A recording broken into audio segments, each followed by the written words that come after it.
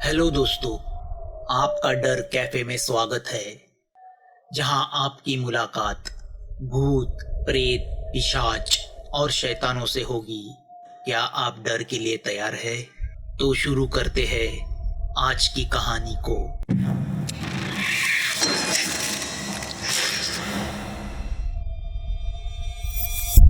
बस 4 दिन ही हुए थे उनकी शादी को।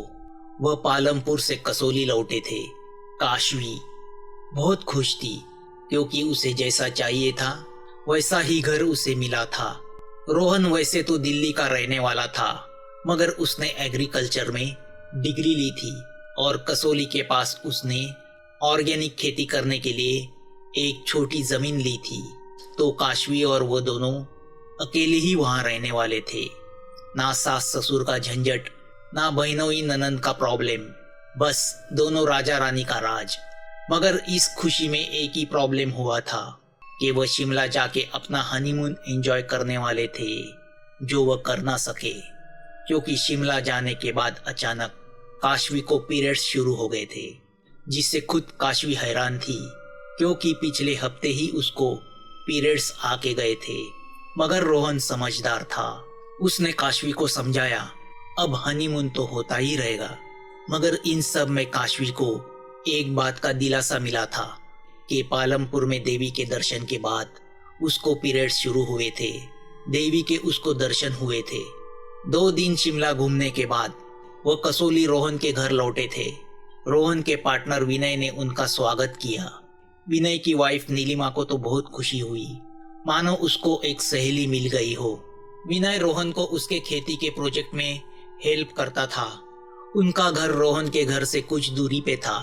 रोहन का घर खूबसूरत था और नया भी, मगर आसपास सुनसान था। रोहन ने सोचा था कि जब काशवी घर आएगी तो उससे गृह प्रवेश होगा। घर के आसपास का माहौल तो खूबसूरत था, मगर रात को वही माहौल डरावना हो जाता था। घर में नीचे 3 रूम थे, तो ऊपर 2 बेडरूम। सब रूम से पहाड़ियों का नजारा दिखता था। रोहन इसी खुशी में था कि चलो उसके जिंदगी में कोई तो आ गया। उसे बस 4 दिन का इंतजार ही करना था, फिर वो दोनों शरीर से भी एक होने वाले थे। पहली शाम तो रोहन और काशवी को विनय के घर खाना खाने के लिए बुलाया गया।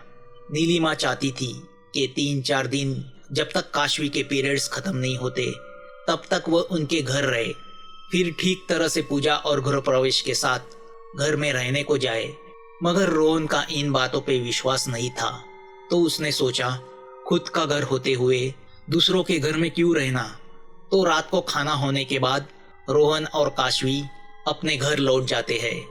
घर में टीवी था नहीं, तो दोनों गप्पे मारने बैठ जाते हैं। बाहर जोरों की बारिश हो रही थी, जिससे माहौल और डरावना हुआ था। दोनों थके हुए थे, तो रोहन ने काशवी से कहा कि वह ऊपर जाके सोने की तैयारी करता है, तब तक वह नीचे सब दरवाजे खिड़कियां बंद करके ऊपर आ जाए। घर छोटा था, मगर घर में सिर्फ 2 इंसान हो तो वही घर बहुत बड़ा लगने लगता है।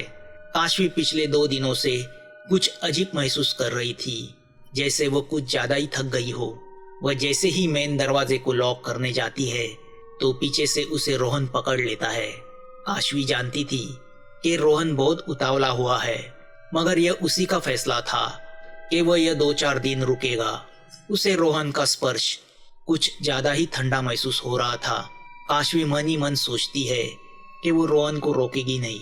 रोहन का उसके बदन पे घूमता हाथ उसके शरीर में कामुक भावनाएं जगाने लगता है। वह भी उस स्पर्श के साथ ठंडी सांसें भरने लगती है। ये अचानक उसका हाथ दरवाजे पे लगे ओम पे गिर जाता है। जैसे ही वह ओम को स्पर्श करती है, उसे महसूस होता है पीछे से रोहन ने अपना हाथ हटाया है।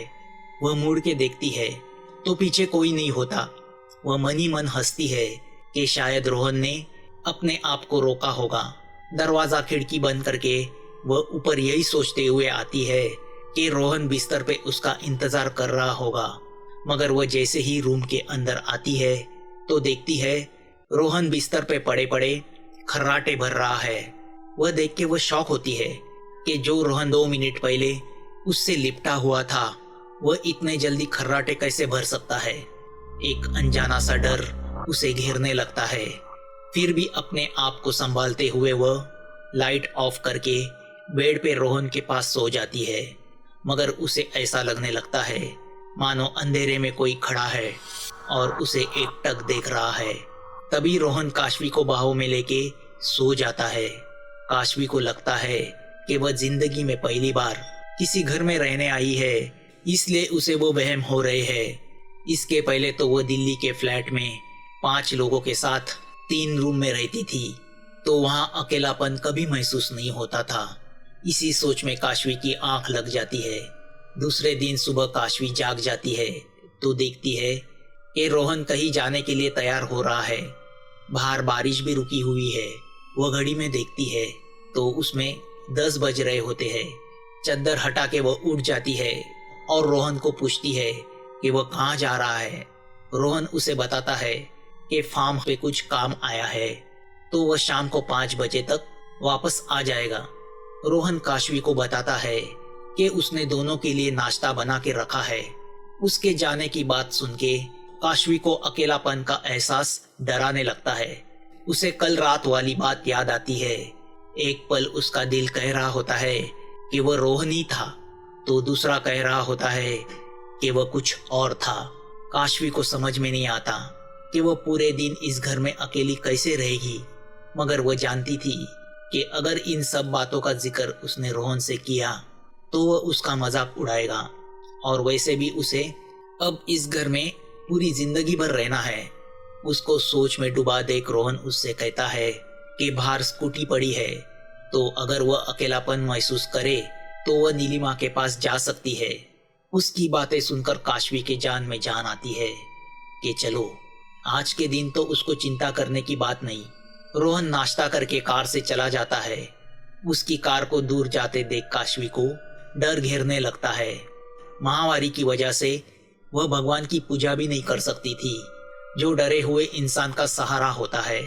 तभी उसकी नजर आसपास लगाए बाग बगीचे के ऊपर जाती है, तो वह फैसला करती है कि चलो कुछ देर तो झाड़ पत्तों के बीच घुमा जाए। रोहन ने घर के आसपास बहुत सारे झाड़ लगाए होते हैं। वह सेब के झाड़ को देखती है तो उस पर कुछ सेब लगे उसे नजर आते हैं। वह मन ही मन हंसती है। वह बचपन में हमेशा चाहती थी कि उसका भी गांव हो जहां ऐसे झाड़ हो और उन झाड़ से वो फूल फल निकाले। काशवी किचन से एक चाकू लेके बाहर आती है। बारिश की वजह से जमीन कीचड़ में तब्दील हुई है। वह अपने आप को संभालते हुए कीचड़ में पैर रखते हुए उस सेब के झाड़ के पास जाती है और चाकू से एक सेब काटती है और खाती है। इतने ताजा रस वाले सेब उसने अपनी जिंदगी में कभी खाए नहीं थे। वह और 2-3 सेब तोड़ के पीछे जाने मुड़ती है कि उसकी नजर नीचे कीचड़ भरी जमीन पे जाती है। वह देख के उसके पैरों तले जमीन खिसक जाती है। उसके हाथ से सब सेब नीचे गिर जाते हैं। नीचे कीचड़ में उसके पैरों के निशानों के साथ और किसी पैरों के निशान उसे नजर आते हैं। मानो वो जो कोई है वह अब उसके सामने खड़ा है। उस ठंड में भी काशवी को पसीना छूट जाता है। वह घर की तरफ भागती है और दरवाजा बंद कर देती है। दरवाजा बंद करने से उसका डर कम होने की बजाय और बढ़ जाता है। वह झटके से बेडरूम में जाके कपड़े चेंज करती है और स्कूटी की चाबी लेके नीचे आती है। कैसे वैसे वह दरवाजा खोल के स्कूटी स्टार्ट करके नीलिमा के घर की ओर निकलती है। तभी उसे याद आता है कि वह अपना मोबाइल तो ऊपर बेडरूम में ही भूल आई है। मगर अब काशवी में इतनी हिम्मत नहीं होती कि वह फिर से उस घर में जाके अपना मोबाइल ले। वह फैसला करती है कि एक बार वह नीलिमा के घर जाएगी तो वह वहां से रोहन को फोन करेगी और शाम को उसे वहीं से पिकअप करने बोलेगी। काशवी को डरा हुआ देख जब नीलिमा उससे वजह पूछती है तो काशवी उसे उस रात वाले किस्से के साथ सब बात बता देती है। नीलिमा उससे कहती है कि वह उसका वहम होगा और कीचड़ में तो सब निशान एक जैसे ही दिखते हैं, मगर काशवी जानती है वह उसका वहम नहीं था। काशवी सोच में पड़ जाती है कि वह इन सब के बारे में रोहन से कैसे बात करे। कोई उस पर विश्वास नहीं रखेगा। काशवी अपना ध्यान हटाने के लिए नीलिमा को खाने में मदद करती है। नीलिमा नहीं चाहती कि नई दुल्हन से काम करवाया जाए, वैसे तो नीलिमा के घर काम के लिए एक नौकरानी है, मगर काशवी की जिद के सामने वह हार मान जाती है। दोनों खाना खाती है। अब बाहर बारिश शुरू हो जाती है तो नीलिमा उससे कहती है कि वह कुछ देर सो जाए। काशवी एक बेडरूम में सोने जाती है। बाहर बारिश की गड़गड़ाहट के बावजूद उसे गहरी नींद आती है। तभी कुछ देर बाद उसे महसूस होता है कि कोई उसके बदन पे हाथ घुमा रहा है। नींद में काशवी को लगता है कि शायद नीलिमा हाथ घुमा रही है, मगर जब वह हाथ उसके प्राइवेट पार्ट्स की तरफ जाने लगते हैं तो वह झटके से आंखें खोलती है तो उसे धुंधला सा एक साया नजर आता है। मगर तभी पीछे दरवाजे से नीलिमा की आवाज आती है। काशवी मुड़ के दरवाजे की तरफ देखती है और फिर से जब वह सामने देखती है तो वह साया उसे नजर नहीं आता। अब काशवी पूरी तरह डर जाती है। वह यह सब वाकयात नीलिमा को बताती है तो नीलिमा उससे हंसते हुए कहती है कि पहाड़ी इलाका होने की वजह से बारिश में कोहरा घर में आ जाता है। मगर दरवाजे पे खड़ी नीलिमा की नौकरानी कल्याणी के चेहरे से रंग उड़ जाता है। अब काशवी पूरी तरह डर जाती है। वह यह सब वाकयात नीलिमा को बताती है तो नीलिमा उससे हंसते हुए कहती है कि पहाड़ी इलाका होने की वजह से बारिश में कोहरा घर में आ जाता है। मगर दरवाजे पे खड़ी नीलिमा की नौकरानी कल्याणी के चेहरे से रंग उड़ जाता है। तभी काशवी को याद आता है कि उसने रोहन को फोन ही नहीं किया, तो वह रोहन को फोन लगाती है तो रोहन की बातें सुनकर वह और डर जाती है। रोहन से उसे पता चलता है कि रोहन ने 3 बार उसे फोन किया था। तीनों बार फोन रिसीव किया गया था। इतना ही नहीं, उसे काशवी की आवाज भी सुनाई दी, मगर काशवी ने कोई जवाब नहीं दिया। काशवी रोहन से कहती है कि 11 बजे से वह नीलिमा के घर है और वह अपना मोबाइल घर में भूल आई है, तो वो फोन कैसे रिसीव कर सकती है। मगर रोहन का उस पर जवाब होता है कि बारिश की वजह से कभी कभी फोन रिसेप्शन में खराबी हो जाती है, तो उससे ऐसे प्रॉब्लम हो जाते हैं। डरी हुई काशवी कुछ जवाब नहीं दे पाती।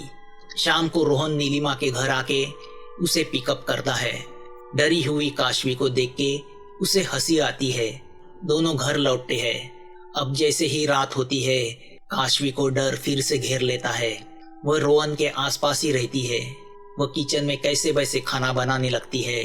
अब जब वह चाकू से सब्जी काटने लगती है तो चाकू को देख के उसके हाथ थरथराने लगते हैं, क्योंकि उसे अच्छी तरह से याद है उसने सुबह वह चाकू बगीचे से सेब काटने के लिए लिया था, जिसे वह डर के मारे वही गार्डन में गिरा के आई थी। तो अब यह चाकू यहाँ कैसे आया। मगर वह जानती है कि अगर वह यह रोहन को बताएगी तो वह फिर से उसका मजाक उड़ाएगा। वह कैसे वैसे खाना बना के रोहन के साथ खाना खाती है। वह रोहन से कहती है कि किसी वास्तुशास्त्र जानने वाले को यह घर दिखाया जाए। रोहन उसे भरोसा देता है कि 2 दिन बाद वह यहाँ पूजा रखेगा। रात को काशवी रोहन की बाहों में सो तो जाती है, मगर उसे हर पल एहसास होता है कि कोई गुस्सा होके उस रूम के चक्कर काट रहा है। दूसरे दिन जब वह उठती है तो उसे पता चलता है कि रोहन को बहुत जोरों से बुखार है। वह तुरंत विनय को फोन करती है। विनय कार से रोहन और काशवी को डॉक्टर के पास लेके जाता है। डॉक्टर दवाई लिख के देता है। वह रोहन को लेके घर आती है कि तभी शाम को डोरबेल बजती है। काशवी दरवाजा खोलती है तो दरवाजे पे नीलिमा की नौकरानी कल्याणी होती है। कल्याणी काशवी से कहती है कि वह जिसे वहम समझ रही है वह किसी प्रेतात्मा का काला साया है। इसी तरह की घटना उसकी एक रिश्तेदार के साथ हुई थी। वह भी नई नवेली दुल्हन थी, मगर 8 दिन के बाद उसकी मौत हो गई। कल्याणी काशवी से कहती है इसके पहले कि वह उसकी गृहस्थी को खा जाए उसे कुछ कदम उठाना चाहिए। काशवी को समझ में नहीं आता वह क्या करे। वह गांव भी उसके लिए नया होता है। कल्याणी उससे कहती है कि वह एक ऐसे इंसान को जानती है जो इस विषय का ज्ञानी है और उसने कई लोगों को भूत प्रेत से छुटकारा दिलाया है, मगर यह जितना जल्दी किया जाए उतना वह अच्छा है। कल्याणी काशवी से कहती है कि आज गुरुवार है तो वह गुरुजी उससे मिल सकते हैं। काशवी उससे कहती है कि उसे माहवारी शुरू है, तो क्या ऐसे समय गुरुजी से मिलना ठीक रहेगा। कल्याणी उससे कहती है कि गुरुजी को ऐसी बातों से कोई एतराज नहीं होता। वह सुन के काशवी रोहन के कमरे में आके उसे देखती है। वह रोहन को इस घर में ऐसी हालत में छोड़ के जाना नहीं चाहती, मगर आगे होने वाले भयानक परिणामों को रोकना है तो अभी कुछ करना होगा। काशवी स्कूटी लेके कल्याणी के साथ उसके गुरुजी धीरज देव से मिलने जाती है। गोरटी के पास उनका खूबसूरत सा घर होता है। काशवी जैसे ही स्कूटर से उतर के उनके घर की दहलीज पे कदम रखती है, कोई अनजानी ताकत उसे वैसा करने से रोकती है। कम से कम काशवी को तो ऐसा ही महसूस होता है कि कोई तो है जो नहीं चाहता कि वह गुरुजी से मिले। काशवी देवी का नाम लेके घर की बेल बजाती है तो एक 45-50 साल का आदमी दरवाजा खोलता है। गुरुजी को देख के काशवी पूरी तरह शॉक हो जाती है। दोस्तों, इस कहानी का अगला पार्ट जल्द आपके सामने आ जाएगा। अगर आपको यह कहानी अच्छी लगी हो तो प्लीज इस चैनल को सब्सक्राइब कीजिए। आपके कमेंट्स का हमें इंतजार रहेगा और नोटिफिकेशन के लिए बेल आइकन दबाना मत भूलना। जल्दी मिलेंगे एक नए डर के साथ। Thanks for watching.